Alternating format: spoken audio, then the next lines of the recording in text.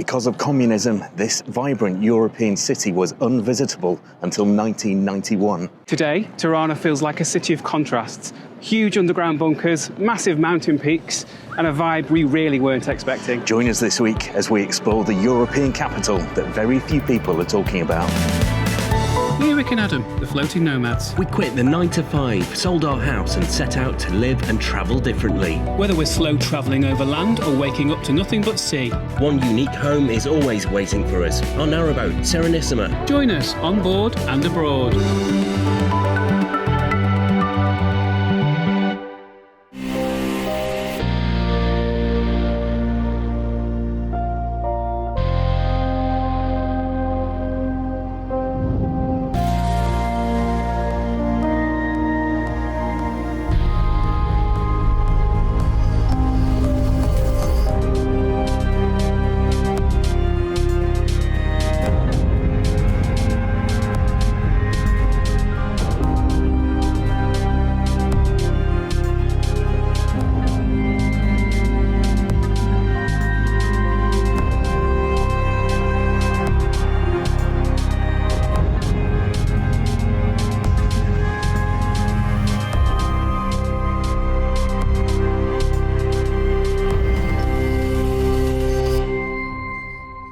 This is Skanderbeg Square, the heart of the city, and it is absolutely enormous. I've never been in an open space in a city that is this big before. 40,000 square metres, and it's all pedestrianised. And the great thing is there are 12 little parks which surround it, which kind of keep the car noise out as well. So it really is a serene space in the city, and we love it here. We do. We've been here a couple of days, and we're having a great time. Tirana should be on your list, and we're going to show you why. So this is Skanderbeg behind us, the national hero. He was the guy that drove out the Ottomans in the 1500s. Yeah, he's quite the dude around here. He's everywhere. There's also a building over there, a brand new modern building that isn't even finished yet, that is his face. Yeah. That sounds weird, but yeah, I can see it. Balcony sticking out for his nose, and at night it lights up to accentuate the eye sockets. It's very impressive. So in 1944, the communist government got into power, and they remained in power until 1991, and basically this whole country became unvisitable. Think kind of North Korea. Yeah. That type of unvisitable. And this square used to have so many dictator statues in. The main one being Enver Hoxha, who led it all, really. But then in 1991, there was a revolt. Students took down all the statues, and this square became just an open space for people to enjoy. But this square hasn't always been as empty as it is now. When Hoxha was in power, he basically took down a big cathedral and a bazaar because he wanted to create the first atheist state. So religion was banned, basically. Everything was destroyed except for one mosque, which is still here. Because he considered it to be actually too beautiful to destroy. And the square isn't flat. You'll notice if you stand at the sides of the square, it's a slight mound and with a height of 2 meters in the middle. And in the summer, what's really cool is, and we found the space where the water comes out, and it gently trickles down the whole square, and people come here to get a bit cool in the summer sun.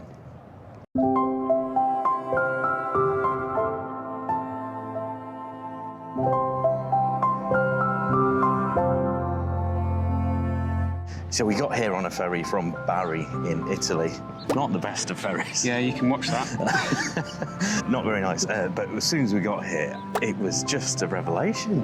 We've just loved it. This is our 4th day here, and I'd never heard of it, really. It's nothing like we expected. Like, we told people we were going to Albania, and they were, what? Why are you going to Albania? Schengen is one of the reasons we're going to Albania, but we're really glad we did. Yeah, thankfully our Schengen days are now counting up again, having got them down to 5 out of 90. But yeah, this may well feature in our future quite a bit, this city. We're loving it. So when we first arrived, I wasn't sure I would like it. The things that make me usually like a city are nice architecture. He's a sucker for a building. I am, I do like a building. And because this was communist for such a long time, there are very few kind of real old, I would call pretty buildings. However, the modern architecture here is absolutely incredible. Since the fall of communism in the 90s, they have made an effort to put some really, really incredible new buildings up. And they're everywhere. So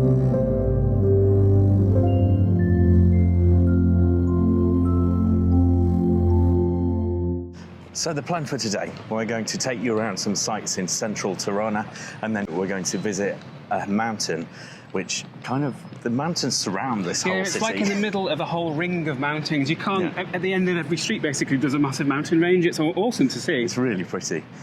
So we'll go up there and we can see awesome views of Tirana itself, as well as visiting the original communist bunker, massive, 5 stories apparently, underground.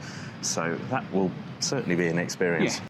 And because it's us, we're also going to show you the absolutely awesome bar culture that is here. We were so surprised.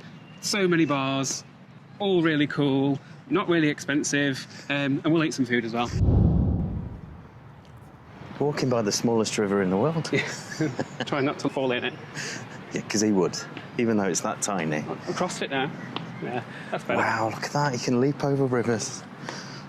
The first thing that strikes you when you arrive here is the layout of the city. It doesn't feel like a normal European capital city. The streets are so wide, and that was done when communism fell. They didn't want the city to look like a communist city anymore, so they demolished a load of houses and built these incredibly wide streets. Often there's sort of 6 lanes of traffic, and it gives the whole city a feeling of openness. And there are these parks all over the place as well. We're in one now.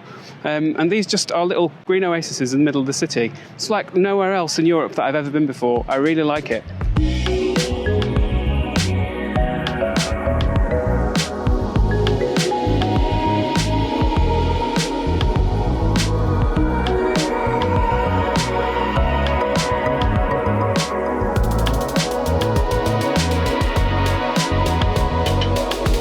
So in 1985, 6 years before communism fell, the Prime Minister, Hoxha... The dictator. That's the word. He died. And in honour of him, his daughter, who was an architect, decided to build this huge pyramid in the centre of Tirana. It was a dedicated museum to him. And it's quite striking, but it has changed a bit since then.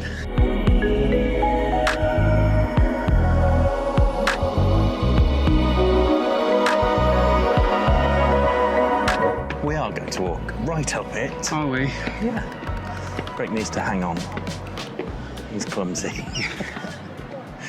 So when communism fell in 1991, they redesigned this and they made stairs so that people could quite literally walk all over what represented the dictator.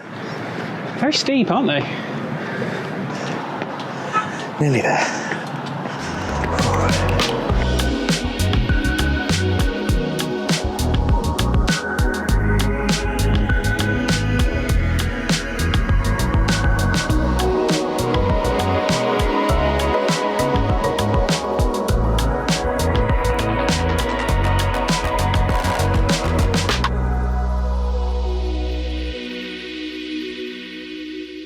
It's a nice space now, isn't it? Yeah, it feels very calm. And I love that they've totally made it into something for the city. All those little kind of boxes around, which do look kind of like temporary boxes just placed. Yeah, they're not. The proper buildings are either coffee shops or like tech hubs for startup companies, which is totally free for the city, so that people can learn new skills. So they've really turned a dictator's monument into something that's helping the city regrow. We've just been accosted by someone who's determined to tell us the history of this place, which is lovely, but... But we've just told you the history of this place, we know it. I'm sure he's being nice. He's been lovely. He did kind of box us in there. Yeah, he did. Anyway, on we go. We're going to get down this pyramid, whether that's sliding down or... We have just found a lift, actually, so if you come in here and you don't want to climb the steps, you don't have to. Okay. I'll be walking. Oh, I walked here, it's fine. I'll walk down. And then we're going to go to the castle, which is in the centre of town. And you might think that sounds strange. It is.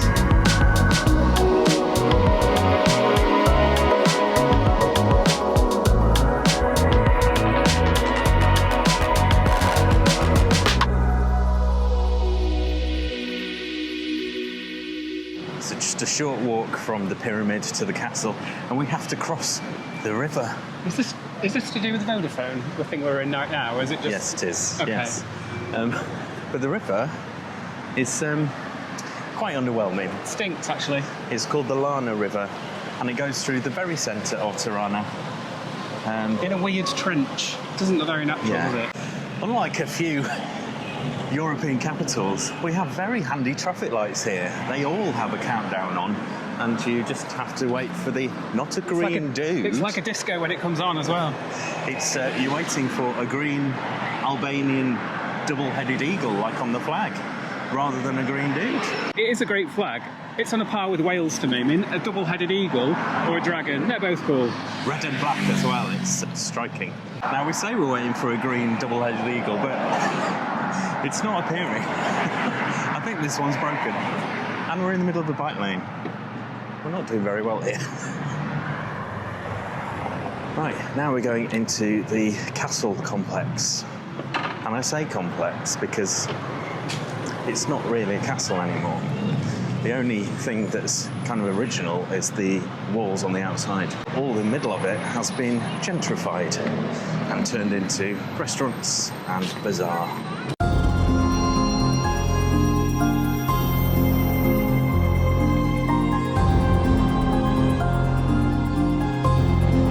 Well, it's a window full of eagles.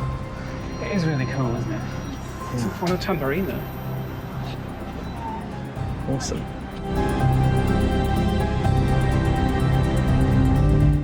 Who remembers Fraggle Rock? Fraggle Love. Fraggle Land. I've got Fraggle Love. We know Fragola is Italian for strawberry, don't worry. At least a tomato. Pomodoro.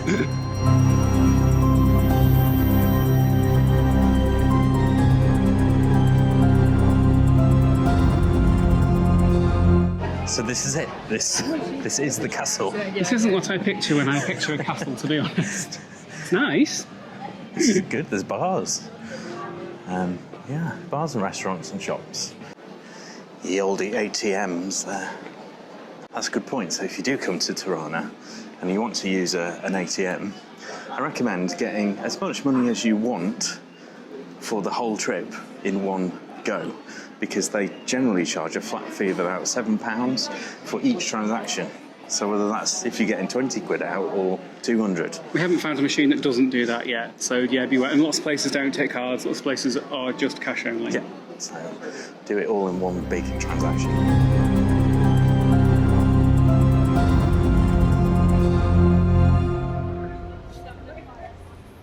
And that's that. Not quite what you'd think of as a castle, but It's just a wall. it's good. It's good in its own right for if you want restaurants and bars. In fact, we haven't been there at night, but I think we might have to check that out. Absolutely. It does look like it can get quite lively. George Bush was the first American president ever to visit after the fall of communism, so it's a street named after him. And speaking of street names, our hotel is right next to all the embassies. It's in the Blloku district, yeah, which is where the elite lived when, they shouldn't be elite, but where the elite lived when communism was here. And the interesting thing, Yeah. the Russian embassy and the Ukrainian embassy are on the same road right next to our hotel. And when Russia decided to invade Ukraine, they changed the name of that street, which basically translates as Free Ukraine. So every time Russia had to write the name of the address of their embassy down, they have to write Free Ukraine, which is trolling on an amazing level. This is my kind of city.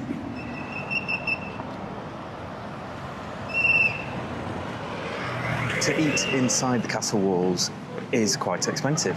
So we've found a very local bakery that does the local dishes just for a quick bite to eat for lunch. And it's not too far to walk from the castle. Doesn't look much to look at, but we are assured that he does some of the best traditional lunch dishes in the city.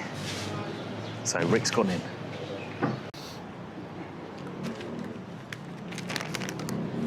So this is called a Byrek, and there are very many different flavours in there. There was a pumpkin one, a tomato and onion one, but I've got the cheese one. And it's layers of... Show me. Sorry. Layers of really nice flaky pastry with cheese in the middle of it. And that was basically €1.50. Ooh, really? 150 lek, yeah. Okay. I think this looks a lot like what we had on Gozo. It's not. No? No. That was dough. That was like pizza dough. Okay. This was pastry. Like phyllo pastry. This is better. Bye. Bye. It's cold. It's room temperature. Oh. It's nice. It's very nice. These are different flavours, Yeah. didn't you say? Meaty ones. I didn't see a meteor on. The people were listening, but you weren't. Pumpkin, tomato and onion. Oh, and spinach. Not cheap and very tasty. We didn't want to sit in because it's quite local in there. It's quite small. If we had to film, that might have got a bit awkward.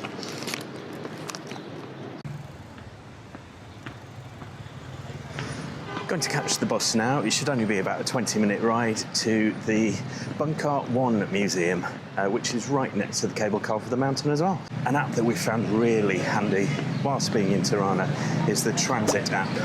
You put in where you want to go, it tells you what bus to catch and where to get it from. And buses, well, this bus in particular, is only 40 left. That's about 40p.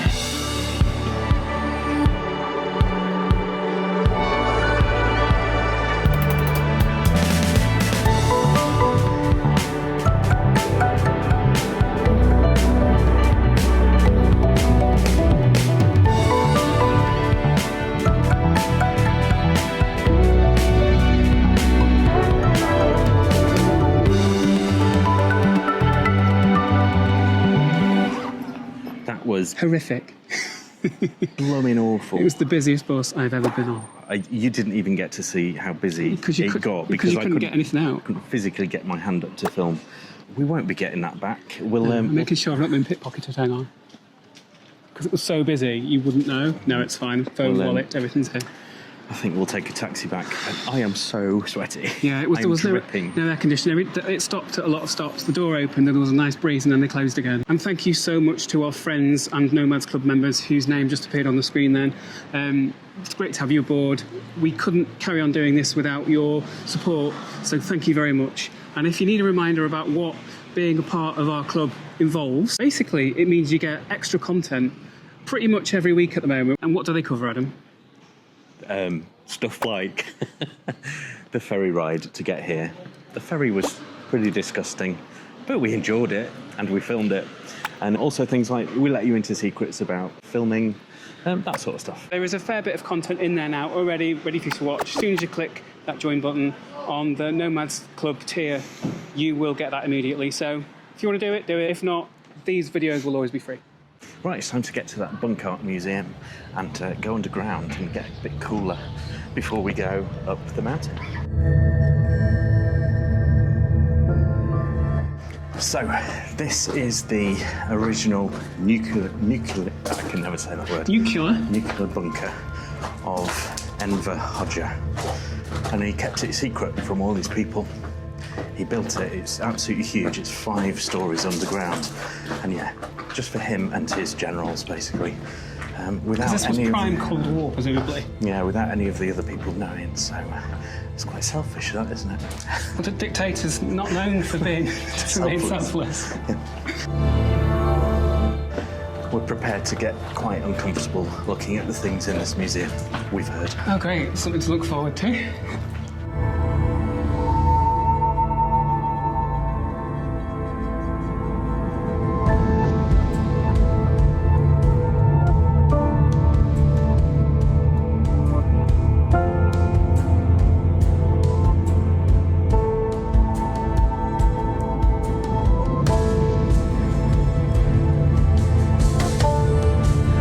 Deep underground lies the private suite of Enver Hoxha, the dictator who ruled Albania for 4 decades. He transformed the country into the most isolated nation in Europe, utterly consumed by the fear of foreign invasion. That paranoia went far beyond this single complex. Hoxha forced the construction of over 170,000 military bunkers across the entire country, an astonishing average of nearly 6 bunkers for every square kilometre of Albania. Today, wandering through these 106 windowless rooms offers a chilling glimpse into the dark, paranoid remnants of the Cold War. Can't resist.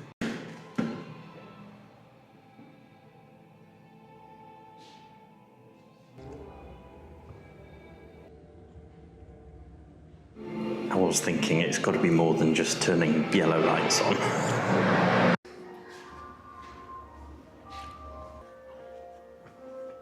This is like being on the ground, so we've come down, I think, 5 flights of stairs at this point. We're only on level 3 of 5, so there's another 3 below us, but we're underground. This is bonkers. So if the nuclear attack did happen and he ended up down here with all his generals and things, presumably that was it. He was down here forever. Well, until it gets all right again out there. Like, it doesn't... Pretty much yeah, forever, there's like a half-life, isn't there? So this is... they built for their entertainment then. Well, it's like Silo, isn't it? It's like that TV show. Yeah. It's not the nicest of things to be in at the moment.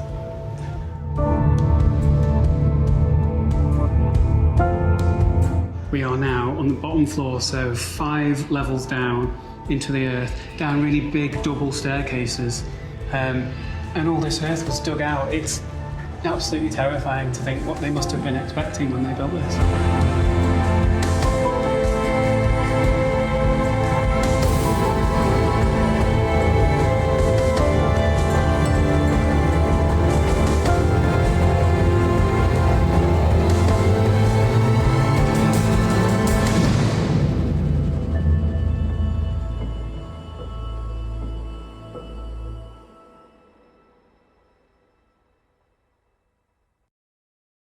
Glad to be out. Yeah, I'm glad we went in because it was really interesting to see the inside of a big nuclear bunker. Huge. But it just makes you feel really sad and a bit weird, and I'm like, it's not nice to be underground for that long. Yeah. I think we need some nice, fresh, mountainous air now. And thankfully, just right by the entrance to this Bunk'Art museum is the bottom of the cable car.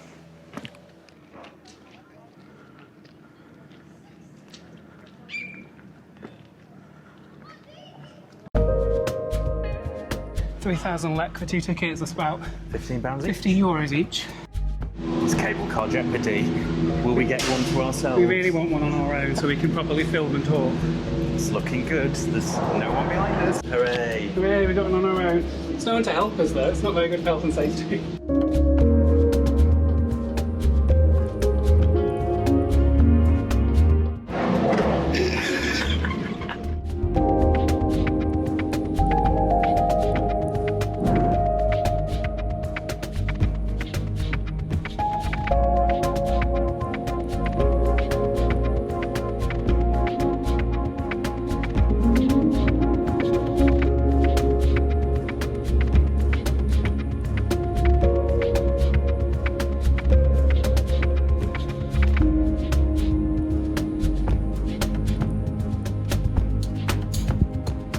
So it takes exactly 15 minutes to get to the top, an average of 6 meters per second. And we're about to go up this steep bit towards the end now, and it goes over 23,000 hectares of national park with loads of bears and wolves. Right, okay, let's hope we don't fall off then, because I don't want to run up. If you don't die from the impact, you'll get eaten by something. I mean, I say loads. I mean, you can't see any. There might be a couple. Can't see any. But 15 minutes on a cable car is really far. Normally when you go on them, they're about 7 minutes. This seems like such a long time, doesn't it? It's good. It's relaxing. It's not relaxing. The view's great. Surprisingly, I'm fine. I'm less fine. I can hear a noise. My ears just popped though. That wasn't the noise I No. heard. I honestly thought I was hearing wolves, and then Rick pointed out it's the call to prayer at the local mosque down there. So, not wolves. Not yet.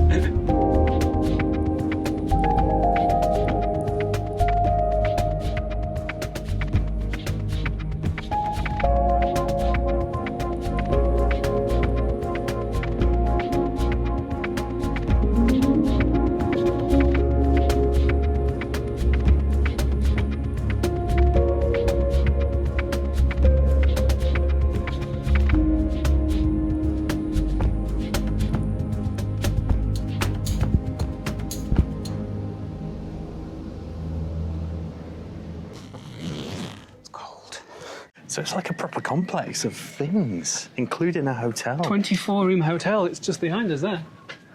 I wish I'd have known that.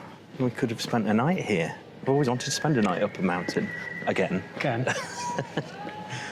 It's got mini golf. No. We've just found some wolves.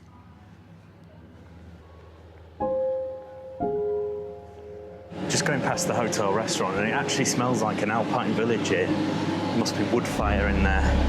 That's something we must do. Maybe next winter. Yeah, that's a good idea. Yeah. Do that. I'd love to stay properly in the Alps. Alps or in Canada?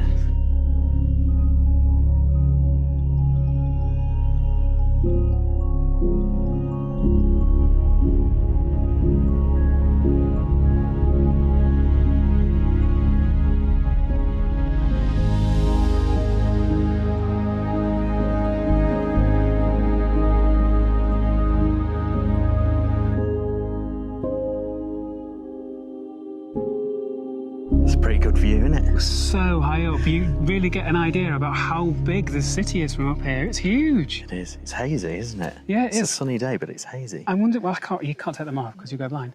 I wonder whether you can see the sea, but I don't think you can. No. Like, we're about 30, 40 minutes away from the sea by car. By car, yeah.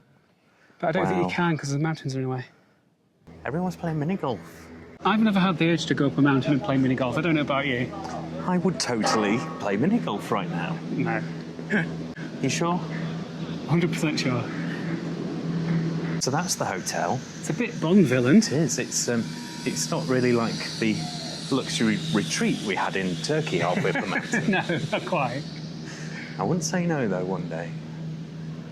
So that is the longest cable car, 2.3 kilometres in the Balkans. And we are 5,200 feet up in the air. Got to get all the way back down now, haven't we? All the way down into the city because Because we haven't got coats on and it's really cold. I've got a coat on. I've got a jacket on. Same thing, is it? Okay. We've promised you a look at the bars this afternoon and tonight. Yeah, haven't the we? bar culture here is amazing. There's so much choice. They're everywhere. It's cheap and we really like them. I mean, we wouldn't normally be going, but we promised you, so we better get back down.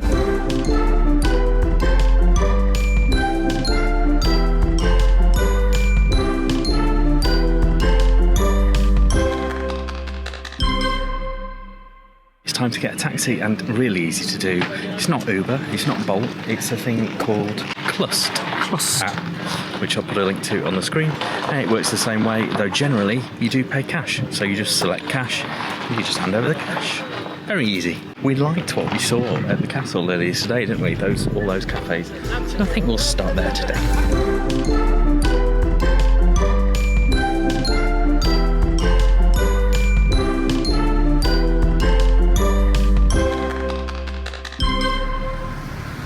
Slightly nicer, wasn't it, than the bus?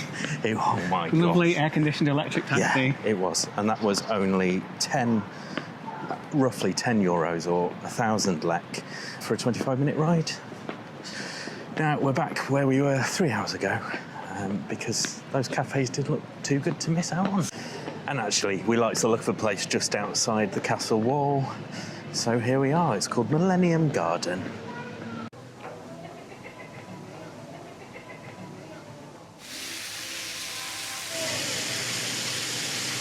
What are you having? I'm going to have a Campari Spritz.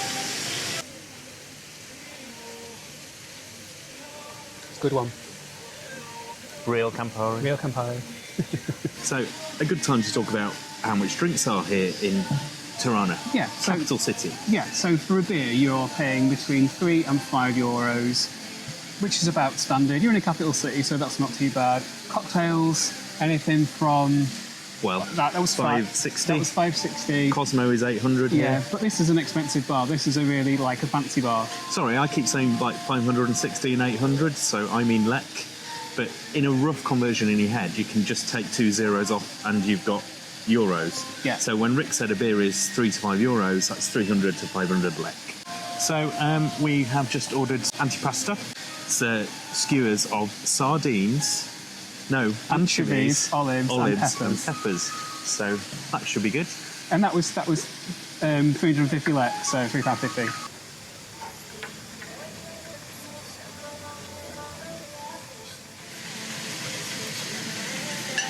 Very good. Beautiful. Anchovies marinated in light vinegar and lemon. Really, really tasty. How convivial. Goes well with a spritz. I'm always really worried with anchovies that they're full of bones. You're not? No, they're not. There's no bones in that at all. Right, speaking of food then, what's the food like price-wise? So the food is, by European standards, incredibly cheap. It's really cheap to eat out. It's really cheap to get food delivered. We've had some great meals while we've been here. Like yesterday, we had poke bowl each, and in Italy, we paid 15 euros each for a for medium poke bowl in Bari. Yeah, we did. poke bowl. You know, just a mix of veg and it's healthy, very healthy. Yeah. It was $7.50 each, so half the price last night. Yeah. But And that was to have it delivered as well. That was included in the delivery cost. a main meal costs you about 400, 500 lek for a really nice Albanian stew. So yeah, highly recommend. You can eat like a king every night here for a fraction of what you pay in other places. We've been having a great time. So as the day turns to night, the lights come on, and we love that place. It's really nice. Very atmospheric in there. I love I think we it. should be back. And do you know what's just happened, guys? And thank you to you. We have just ticked over 10,000 subscribers. Just now, as we were sitting there having the spritz. Wow. We're kind of in disbelief. Yeah. But we are so grateful. So thank you so much. So tonight is turning into a bit of a celebration then. So let's take you to the Blloku district, where we have many more bars with outsides like that. And we'll show you just how special it is, really. Once strictly reserved for communist elites, Blloku is now the vibrant heart of Tirana's nightlife. The bar culture here is relaxed and mostly al fresco, spilling out onto massive outdoor terraces. But for the ultimate vantage point, head straight up the Sky Tower. The revolving bar gives you a seamless 360-degree panorama of the city without ever leaving your seat.